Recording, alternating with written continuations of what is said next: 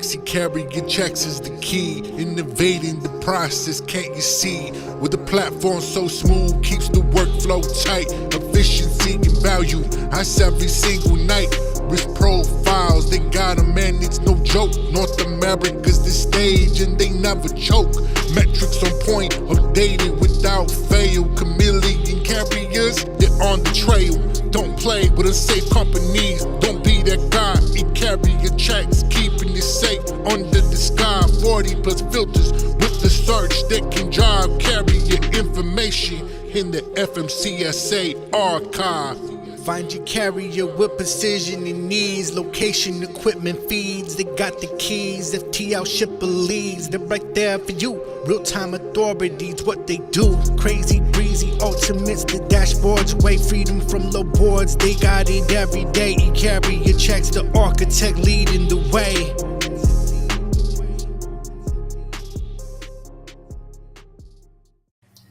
Good morning, and welcome to the E-Carrier Check Show. Jared and Nate. It's Wednesday. Yeah. I'm excited. We got some good weather here in Nebraska. Oh, yeah. It's starting to get a little cold, though. Yeah. Which I'm okay with. It means it's football season. Yeah. The Huskers play this weekend. Huskers play this weekend. Yeah. Nothing better. You're going to be some, I feel bad to be a Miller Lite this weekend. But, Jared, I'm excited today, though, because it's always, we've been talking sales, every week. Oh, yeah. One of the things we don't really talk about a lot, we hint it here and there, but it's how do you provide value on either follow-up calls or emails? What does it sound like? How do you even provide value? What's that look like? Yeah.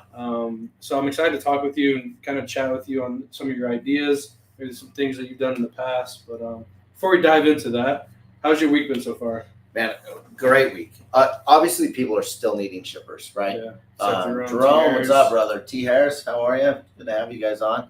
Everyone still needs a shipper. Everyone needs to pay for their bills. Everyone has issues with, how do I adapt to the new way of trucking, right?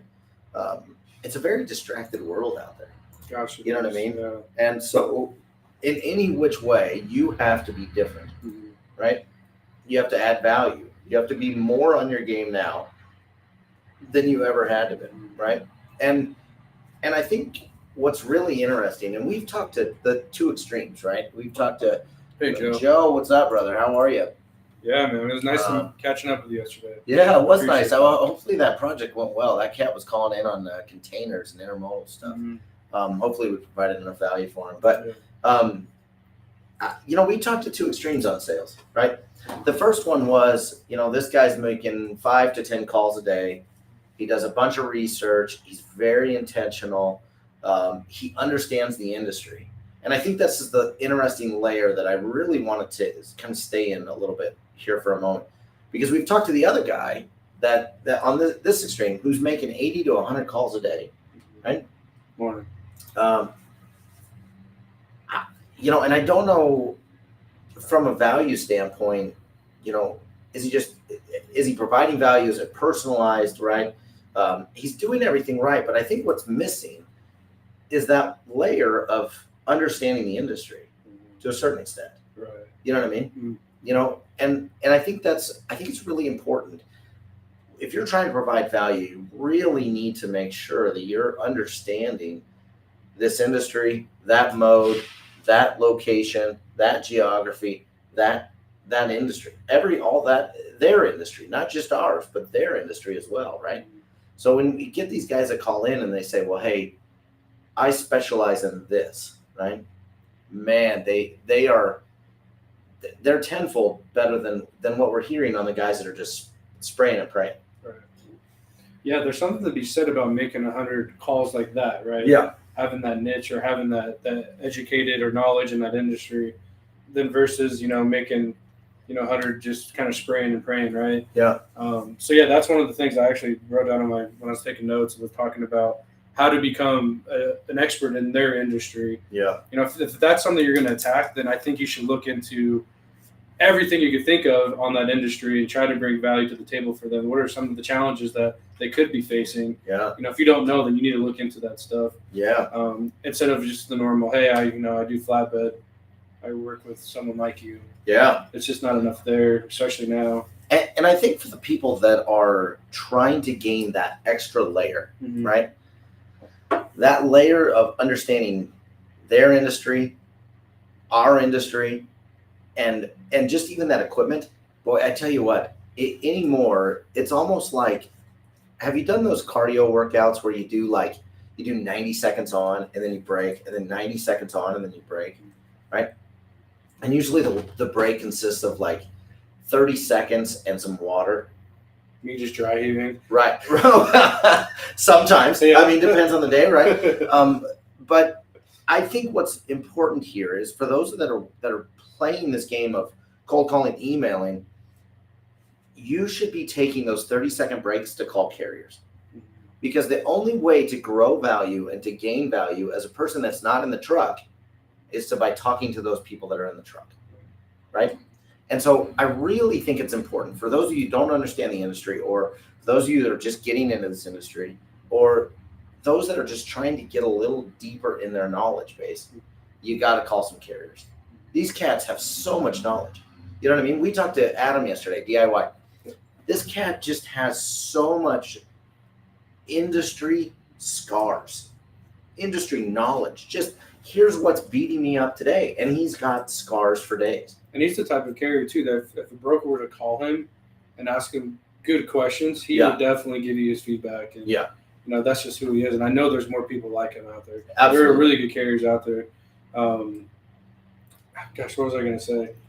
But no, I love that idea because I bet if we called 10 carrier or 10 freight brokers, Yeah. I bet 9 out of 10 of them aren't calling carriers. They're just strictly calling shippers. They're just trying to make a living. Mhm.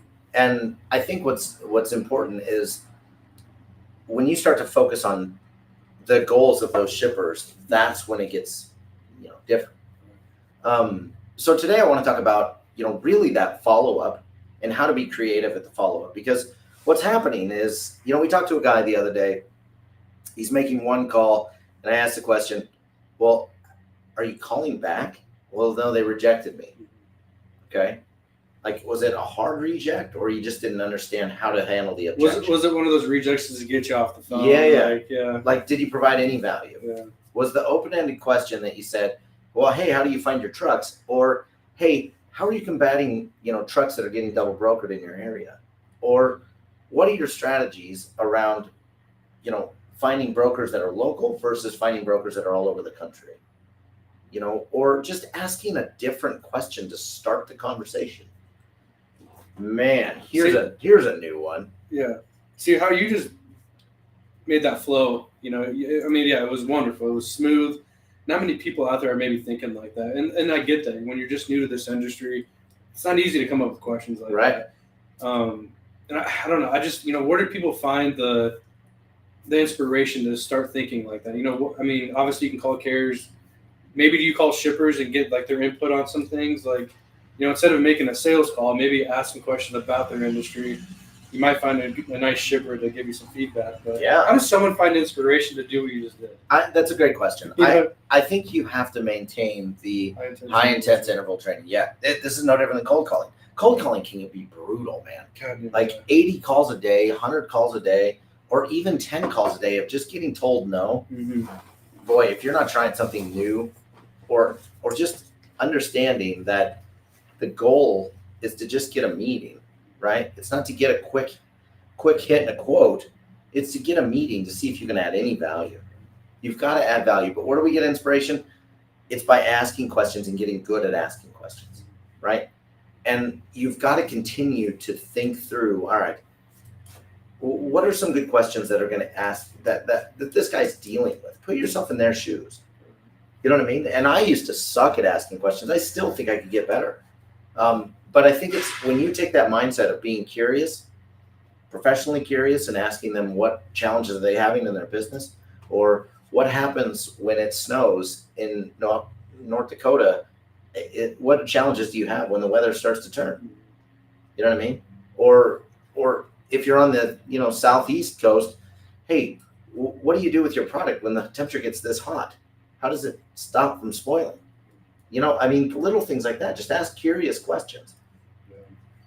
No, I really love that. you can tell that you've been in this industry for some years, and a lot of our viewers, they're not, they haven't probably had 2 or 5 years under their belt yet, but these are some creative ways that you're kind of throwing at us, and I love those ideas. Yeah. Here's a good one from Tire Killer. What about finding drivers for the dedicated contract you already have? If you were gonna have a word that gives you a trigger, what is that? What words trigger you? That's a good question. I'll tell you what triggers me, okay? And then I'm gonna relate this to Tire Killer because I think this is really interesting, okay? If my kids say that something's easy, that triggers me, right? Yeah. Nothing is easy. There's some certain things that get easier as you practice them or do, reps or whatever it may be, but nothing's easy. So it triggers me when somebody says, oh, that's easy, right? Tire Killer, when you're talking to drivers, and I love this, and I hope you're transitioning to becoming a broker because this is a trigger word for drivers, okay? What about finding drivers for dedicated contract you already have? When you start calling carriers, and you can find them off eCarrier Check, I always take it for granted that we have this incredible sourcing platform that allows you to find anybody that's running lanes. It doesn't matter. Any kind of equipment, doesn't matter, right? But what I find probably the most interesting thing is when I trigger a driver, what about finding drivers for dedicated contract? If I say the word dedicated to a carrier, I promise you, you have their attention. Mm-hmm. If I put dedicated lanes in a subject line, in an email, you're going to have their attention, right? And so in my personal opinion, here's what I would do. You don't need load boards. You don't need any of that. You get on eCarrier Check. You find similar carriers. You export it and blast out a quick email that says dedicated Arkansas to Illinois load. Paying weekly, paying monthly, whatever you're paying, right? And don't use easy because it always triggers me. But when you say that about finding drivers for dedicated contract, if I call a carrier and I say, hey, do you have a couple minutes? I've got some dedicated loads that are actually going to move right out of your area that are going up to Chicago and they're weekly. Is this something you're interested in? Yeah. Right? All of a sudden they're like, yeah, absolutely. Or here's an interesting one. You want another trigger word for drivers? Load boards. People get pissed off about this. I mean, you say, hey, have you any interest of actually getting off of load boards and finding dedicated freight? We've hooked them, right? So having those little key words that trigger people for brokers right now, it's like double brokering, right? That triggers. I know several brokers that get kind of worked up, right? It's the same thing with brokers and carriers. We all are fighting the same battles, but we got to find trigger words that help us influence the conversation in a way that allows you to get what you need. And those are rates. Or to get what we were talking to Joe McWilliams yesterday, and I talked through how to talk to those carriers. Right? Mm-hmm. That's that weird layer. At the very beginning of this, we talked about that weird layer that you need to know in order to not sound like you haven't been in this industry forever. Because when you call these carriers and you sound like you haven't been here, they really don't have the time or want to have any influence, even if you have a good lane or you're a good person. Right? If you're calling somebody and you don't have that layer is so important right now. Because the only way you're going to get through to some of these people, to some of these shippers, to those dream clients, boy, you better have that layer in order to get to a meeting. And you may get rejected at that meeting, right? Cold calling's gotten harder than it ever has. Gosh. You can literally push forward on your phone. You don't even have to answer your friggin' phone anymore. Zoom Info and all those crazy platforms, they'll tell you their cell phones, right? It's nuts. I hate cold calls. You and I both hate cold calls, right? So you better be extremely creative and come to them where they're at. So that's using technology. If they're LinkedIn, some of your follow-up doesn't have to happen through email or a cold call. It can happen right on LinkedIn by building a brand, by posting weekly. Hey, this is a load I just delivered. Or, hey, this is, a way that we're helping a client save fuel because we're positioning them in these locations instead of these locations, right? We were just looking at fuel yesterday. California is ridiculous. Anyone that's out there, I don't know who's out in California right now, but It was like 4 something. yeah, it's almost, it's not $5, but it's not as high as it has been this year, but it's still crazy. The rest of the country is at like $350, and California's at like its own little craziness, right? And I love that how eCarrier Check shows that data because, I'm sure shippers in that area are struggling with, prices, going up with gas and carriers up in their rates and brokers, right? Yeah. So I think that's good information to be providing on a sales call. Yeah. Get creative with it that way. Absolutely. And one of the things that, and I know here's a good one, what times you like to run? I'll get to what I'm saying here in a second. I talked to multiple drivers, company, an owner ops, and nobody shows, but will complain about not making any money. Owner operators and nobody shows. Complain about not making money. Yeah. I keep being intentional with how you word things, Derek. I think this is really important to just fluff it out there. The other thing too, I've noticed this as well. When I'm in a sourcing mode, and I'm helping somebody try to find a truck, or some carriers, in some particular cases, you really need to spread your net a little bit further to make sure that you're catching as many butterflies as possible, right? So even just those one-off conversations, you might not be catching them in the right mood. Where in my particular case, I'm a big believer in a blast out email to carriers or blast out text to carriers. Carriers getting text, I tell you, I promise you, that's a way bigger open rate than it is an email, right? So catching their attention via text, and then you'll get some people start to flow into your funnel, right? So that's a huge thing, right? I think one of my favorite things that we talked about this week, actually, it was Monday, was if you live in a small town like us, where do you go to if you want to make in-person visits? I think one thing, that we didn't even touch base on is calling shippers in an area. Mm. And then if you're able to land a meeting, call another one in that area and land another meeting, right? And to kind of make your day worth it. Yeah. If you're in a small town like us, if I brokered, it would just be a pain in the ass. Right? Yeah, there's nobody here. Like you said, we'd have to live on the phone. There's no way to go about it. But I think that's one way for if anyone's new that's struggling to land meetings over the phone, try in-person visits, look at your nearest location that may be big enough for you to go to and see what you can land. What's up, DIY? Michael Gillette, what's Michael up, brother? Gillette, We haven't man. seen you for a while. What's going on, man? How's your calling going? The guy that we talked to this week, Mm-hmm. this was really interesting. We looked up manufacturers right in his city. We just got on Google and looked up manufacturers, and I said, well, hey, if you're trying to if you want to be different, walk into the building, because nobody does that anymore, right?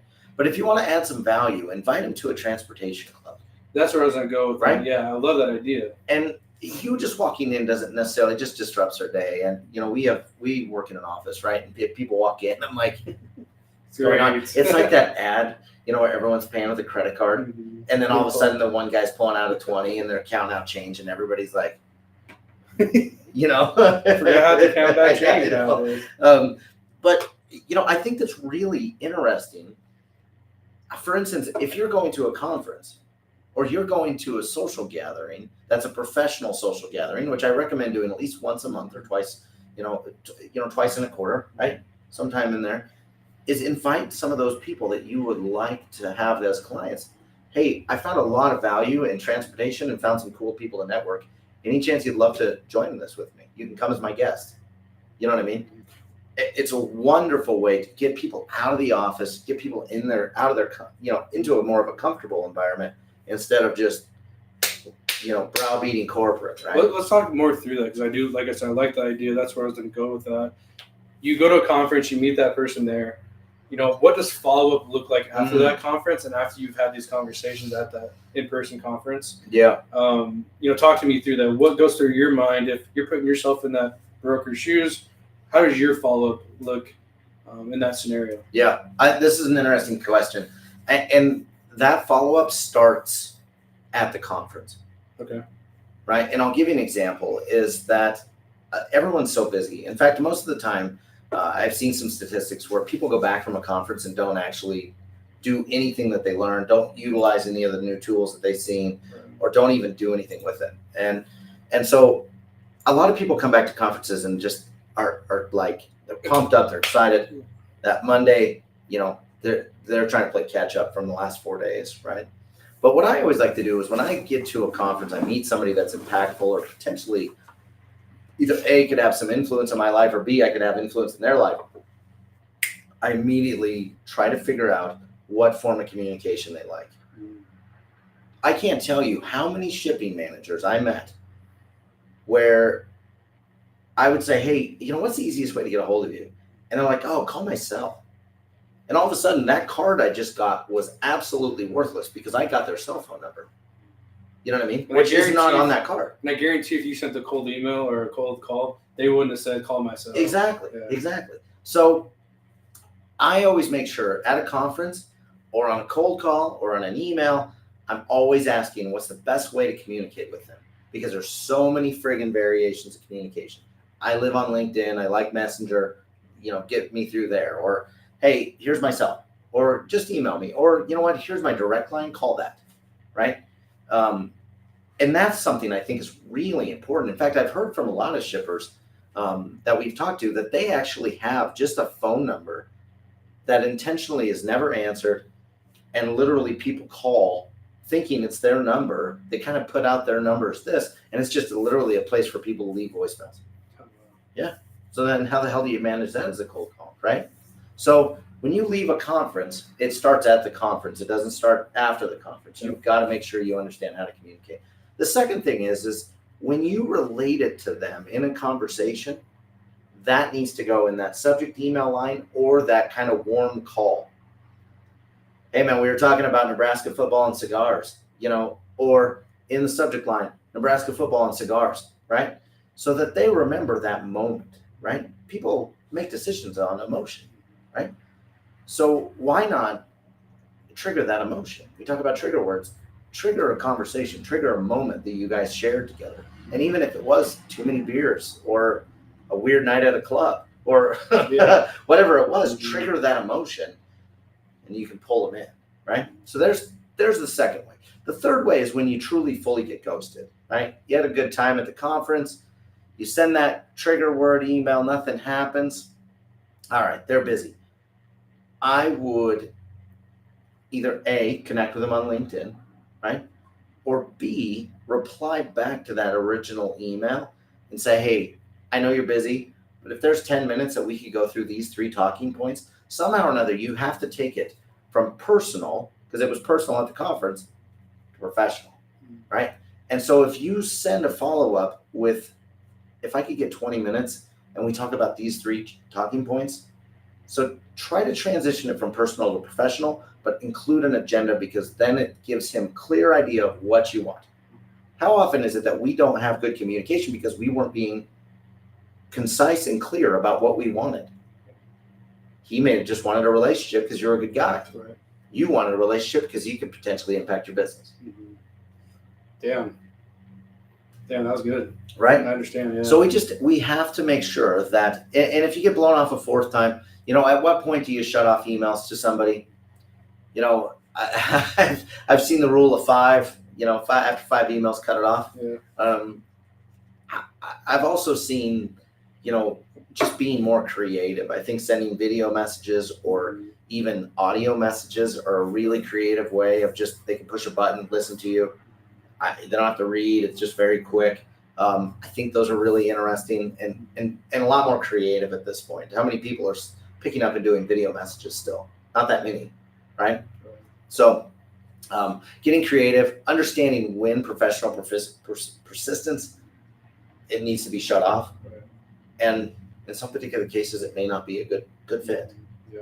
So No, I like that, Jared. You definitely hit every topic. You haven't even looked at my list this morning. that's fair. But you hit every topic. You talked about being concise and clear. You talked about asking for input or feedback. You definitely hit on the video message. Mm.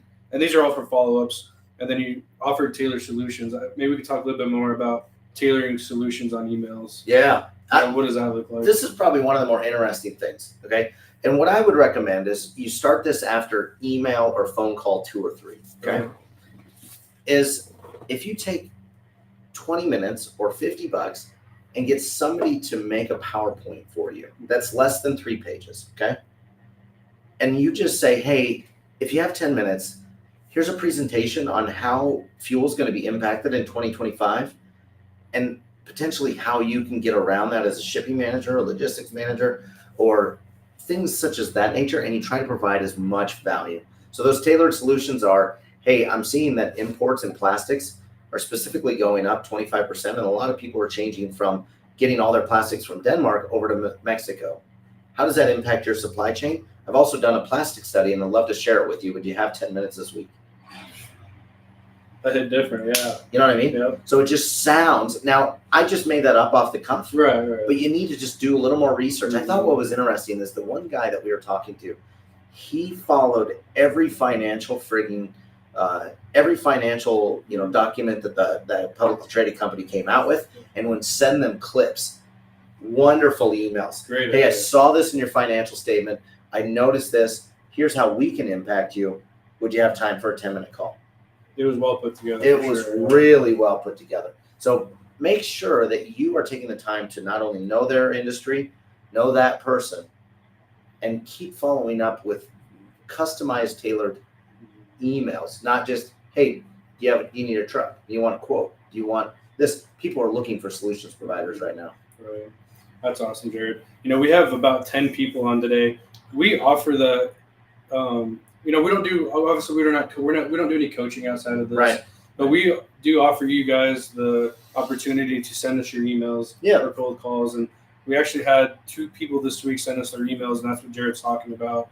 Because the guy had wonderful emails. He was sending them clips, right, of the reports. It's great. I mean, we didn't even talk to this guy before this meeting this week, so he already had this going. He has been watching our YouTube channel. Maybe he learned a little thing from there, but yeah, send us your emails. We'd love to see them, give you some kind of insights, or maybe Jared would do, or maybe I would do. Absolutely. One of my favorite things is too, if you have an email signature, get crafty, put a picture of yourself. Yep. I think people want to see what you look like. Yep. In my opinion, it just kind of eases the conversation. I would also put your social links on there. Social links. I'm a big fan of putting your LinkedIn link. Mm-hmm. People just want to be able to find you. Unfortunately, LinkedIn doesn't allow you not to be creepy. Right. So anytime I click on somebody's link, they see that I looked at them. Yeah. But it is nice. I mean, you got to come to them where they're at, right? Mm-hmm. And shippers are getting bombarded. It's a distracting world. They're getting held to an accountability level of, why is our freight rates costing us 10% of our cost of goods sold? What are we doing in order to combat the next raise of rates, right? It's coming. At a certain point, we're going to flip the market, and we're going to do a show, and we're going to drink the entire time. I love it. We need that. Yeah. So it's one of those things that you definitely, we got to work through it. On one of our calls earlier this week too, the guy mentioned, if any of you have seen our videos in the past, the guy mentioned word for word, he goes, Jared, you talk to people on the phone like you're having a beer with them. Oh, yeah. Everyone wants to get to that point. Yeah. It's like, how do we get to that? In my opinion, when I watch you and people watch you do your calls, even outside of the camera when we're talking to our customers, it's like, just be yourself. Yeah. You know what I mean? But everyone wants to get to that point where it's like, just having a cup of coffee or a beer. Yeah. And then talking how we can build a relationship. Everyone wants to get to that point. I think a lot of people are just struggling right now getting to that point. Yeah. There's a lot of those out there. So many. Man, it's tough. Cold calling's worse or harder now than ever. Mm-hmm. However, if you can stick it out, it will get better, right? You will get better. Yeah, you'll get better. Yeah. You'll actually appreciate this time more now than when the market does turn, right? Then shippers really need you. Then all of a sudden brokers are like, gosh, I need to find a tire killer more than this freaking double broker guy, right? So at some point the market turns. Don't know when. But until then, focus on what you can control. And whether that's getting better every day at cold calling, or getting better at questioning, or getting better at learning the industry, becoming that expert, man, I tell you what, this is a perfect time right now to learn those things. The perfect time. Don't stress. I understand people need to make money. I get that. I totally get it. Everyone's got a mortgage. But this is a great time to educate yourself. One thing the local brokerage here, and then the guy, honestly, on this call, I love this guy that we met with this week. He had written down his dream client. And it took him 400 touches just to get a harder no. No. But he wrote down his dream client, and that guy did not give up. I mean, most people give up after 10 calls, right? Yeah. Maybe less. But 400 touches, dream client, told the no. you know, I'm going to assume that he did whatever he could to be, you know, so updated to have all the knowledge in that industry. I'm not going to say who it was, but you know, it's just crazy. Like 400 touches, you have your dream client. I think everyone should have one. Oh, I agree. And work towards that goal. So if you have a dream client, write it down. And what is it going to take to get to that dream client? What's it look like? Yeah. You know, Jared, you mentioned, you know, gathering insights on that industry. Make sure you're very knowledgeable on each and every email. Yeah, and in his particular case, and I actually really enjoyed this guy. This guy was insane. Yeah. But Machine. the dedication of getting that one account needs to be at the same level. I'd rather he made 40 calls a day and had the same dedication to get this one account, because he wasn't transactionally making phone calls. He understood them. He got them. He knew the numbers. He knew everything. It was incredible. You know, but I also think that layer of understanding this industry, that dream account, although could have been decent, there's others out there that are probably a little bit thicker of a steak that could be a little tastier. So, yeah. You know, the one thing I tell people too, your dream account could just be right there. You just don't know it. You just got to keep working it. Don't give up. Yeah. You know, that's what I love about eCarryCheck. You know, if you find a shipper that you thought might be your dream client, there's more shippers on eCarryCheck to go through. You know, the possibilities and opportunities are endless on eCarryCheck, which I love. So you just have to keep turning over stones. Right. The biggest thing I noticed, when I was in brokering, when I first started brokering, there was like 6 accounts that I really wanted. And one of them I finally got into. It was 2 years later. It took me 2 years to get to talk to the right person to find out that they didn't control their freight. And I was like, like I didn't know what to say. I was like, son of a biscuit. Yeah. You know, and the other 5, you know, I found out were no's. But guess what? We just kept going. We understood, hey, we just got to you got to make that net big. And that net consists of phone calls, emails, social media links, right? And walk-in. And somehow or another, you have to make your net as big as possible, especially right now. I agree, man. I agree. Jared, we're about 30 minutes in. I appreciate everyone for tuning in today. It's a topic that, you know, no one's really talking about. That follow-up process. You know, there's a lot of money to be made when you're making follow-ups. It just shows, you know, the shipper that you're here. You're here to help. You know, so it's a really good topic that we need to talk more about. Yeah, I agree. And if you guys, like I said, if you guys have emails and want to send us your follow-up emails that you've been sending, we're open to reading those and giving some feedback.